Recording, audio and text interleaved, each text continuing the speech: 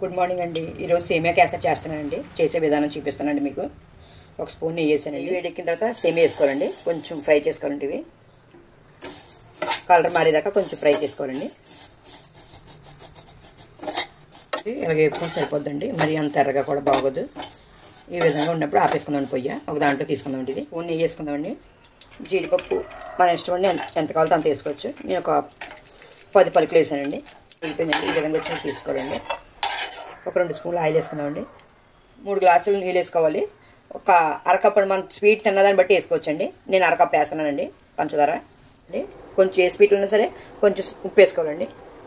ఇదిగోండి ఇలా మరుగుతున్నప్పుడు సేమియా వేసుకుందామండి. మొత్తం అంతా వేసుకొని ఉడకనివ్వాలండి. మంట మీడియంలో పెట్టి ఉడికిపెట్టుకుందామండి. దగ్గరికి అయిపోవాలండి. ఇదంతా ఈ వాటర్ అంతా ఉడికితే దగ్గరికి అయిపోద్దండి.